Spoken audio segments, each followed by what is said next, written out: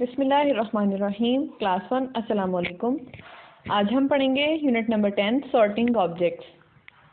तो चलें शुरू करते हैं। इसमें हम पढ़ेंगे ये कि हम जब हमारे इर्द गिर्द हमारे पास हमारे सामने बहुत सारी चीज़ें होती हैं ना, तो हमने अगर उनको क्लासीफाई करना हो कि ये चीज़ इस ग्रुप में है, ये चीज़ इस ग्रुप में है, या अगर हमने उनको स्टडी करना हो, उनकी स्पेशलिटीज़ पढ़नी हो, तो हम उसको सॉर्ट कैसे करेंगे, उनको तरतीब कैसे देंगे, उनको क्लासीफाई कैसे करेंगे।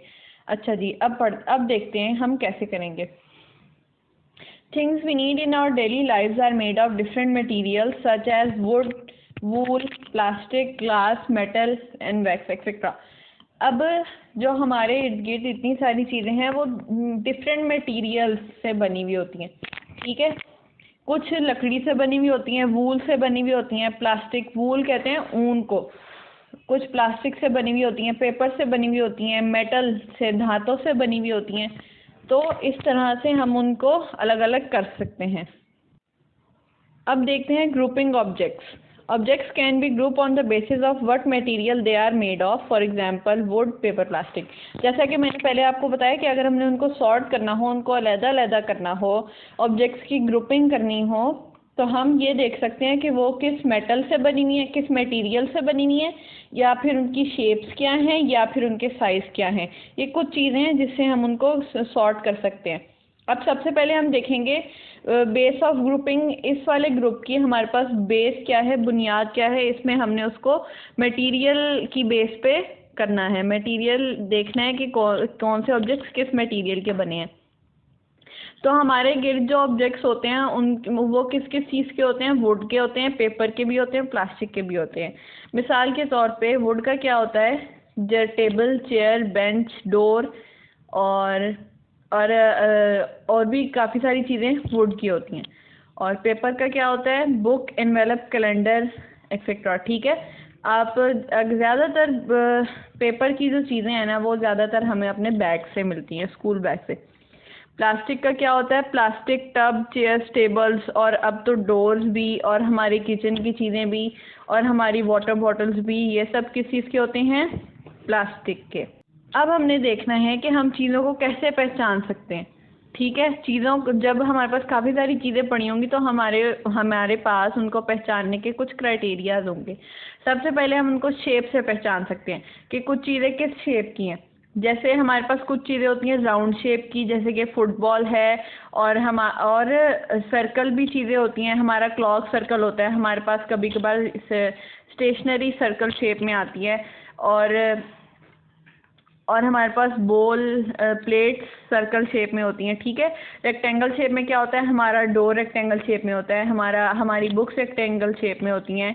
कभी कभार कोई पिक्चर फ्रेम अगर किसी के घर में या कहीं पे लगा हो तो वो रेक्टेंगल शेप में होता है। जो हमारे घर में मिरर लगा होता है वो होता है रेक्टेंगल शेप में। अब स्क्वायर शेप में क्या होता है, स्क्वायर शेप में हमारे पास बॉक्सेस होते हैं, हमारे पास टेबल्स भी होते हैं स्क्वायर शेप में, और क्या होते हैं, कुछ बुक्स भी होती हैं। अब रेक्टेंगल और स्क्वायर शेप में तो थोड़ा सा ही फ़र्क है ना, तो इस तरह से। ट्रायंगल शेप में क्या होता है, हमारे पास बटन्स होते हैं, हमारे पास इरेजर्स होते हैं, कुछ क्लॉक्स होती हैं, ठीक है। तो इस तरह हम पहचान सकते हैं कि कुछ चीज़ों को सॉर्ट करने के लिए, ग्रुप करने के लिए हम उनको उनकी शेप से भी कर सकते हैं। Bye size.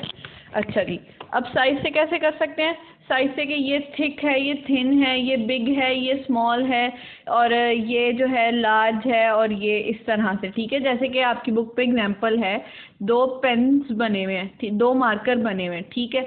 अब उसमें से एक जो है वो थिक है और एक थिन है। अब हम चीज़ों को इस तरह भी कर सकते हैं, ठीक है।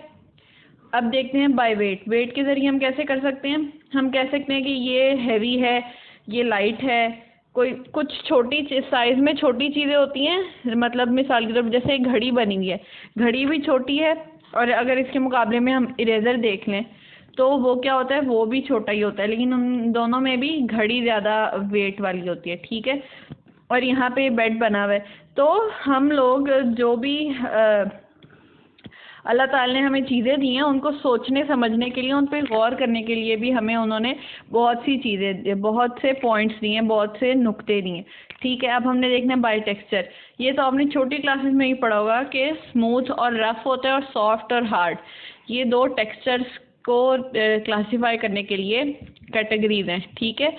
अब स्मूथ क्या होता है कि अगर आप किसी टेबल पे हाथ फेरेंगे तो वो स्मूथ होगा, लेकिन जब आप किसी सीमेंट वॉल पे हाथ फेरेंगे तो वो स्मूथ नहीं होगा, वो क्या होगा, रफ। इसी तरह आपके पास जो एग्जांपल है, एक लॉग है और एक टेबल है, इन दोनों में से स्मूथ कौन सा होगा? ऑब्वियसली टेबल ही स्मूथ होगा। अब हमने देखना है हार्ड और सॉफ्ट। हार्ड और सॉफ्ट से क्या मुराद है कि कोई चीज़ सख्त है या फिर नरम है। तो अगर आप प्लेडू देखें या जिससे वो क्ले होता है ना, वो देखें तो वो क्या होगा, सॉफ्ट होगा। लेकिन उसी के मुकाबले में अगर आप कोई रॉक देखें, कोई ब्रिक देखें तो वो क्या होगा, हार्ड होगा।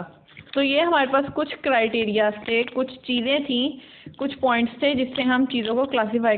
तो अब देखते हैं इसकी एक्सरसाइज में क्या है। पेज नंबर 48 खोलेंगे तो उसमें जो हमने पीछे क्राइटेरियाज पढ़े हैं वेट के हिसाब से और टेक्सचर के हिसाब से, उसमें आपको कुछ चीज़ें दी हुई हैं, आपने बस बता देना है कि वेट के हिसाब से हैवी है और टेक्सचर के हिसाब से रफ है या स्मूथ है, ठीक है। तो आगे चलते हैं, आंसर क्वेश्चन देखते हैं। What materials are different objects made of, मतलब जो ऑब्जेक्ट्स हैं वो किन किन मटेरियल्स के बने हो सकते हैं। किन किन मटेरियल्स के हो सकते हैं? प्लास्टिक, वुड, पेपर और ग्लास, मेटल, वूल, हमने ये सब पढ़ा। Name some objects made of wood and plastic. अभी हमने अपने पीछे रीडिंग के दौरान पढ़ा है कि जो कुछ चीज़ें जो कि वुड और प्लास्टिक से बनी हो। आपको पता है पेपर भी वुड से बनता है, तो हम वुड के ऑब्जेक्ट्स में पेपर भी लिख सकते हैं, लेकिन ज़्यादा बेहतर है आपके लिए कि आप लिखें डोर, टेबल और बेड और बेंच, ठीक है। और प्लास्टिक में तो इतनी सारी चीज़ें, बॉटल लिख लें, पेंसिल वो लिख लें, पेन लिख लें, और डोर भी होता है ये प्लास्टिक का, टेबल भी होता है प्लास्टिक का, चेयर भी होती है प्लास्टिक की, ये लिख लें। Name two light weight and heavy weight objects. दो लाइट वेट ऑब्जेक्ट्स क्या हो सकते हैं? अच्छा, एक तो पेपर हो गया लाइट वेट, ठीक है। अब एक हो गई टी शर्ट, शर्ट हो गई एक लाइट वेट, और एक हो गया पेपर। अब हैवी वेट में बेड लिखेंगे और ब्रिक लिखेंगे, ठीक है। तो ये था हमारा चैप्टर छोटा सा, जिसमें हमने बहुत सादा सी चीज़ें पढ़ी कि हमने जब चीज़ों को कैटेगराइज करना हो, चीज़ों को तरतीब देनी हो, उनको अलग-अलग करना हो, तो हम किन बेसिस पे करेंगे। आप इसको अच्छी तरह रीडिंग करेंगे तो फिर आपको सारा कुछ अच्छी तरह समझ आ जाएगा, फिर आप इसके आंसर क्वेश्चन सॉल्व कीजिएगा। जज़ाकल्लाह, अल्लाह हाफिज़।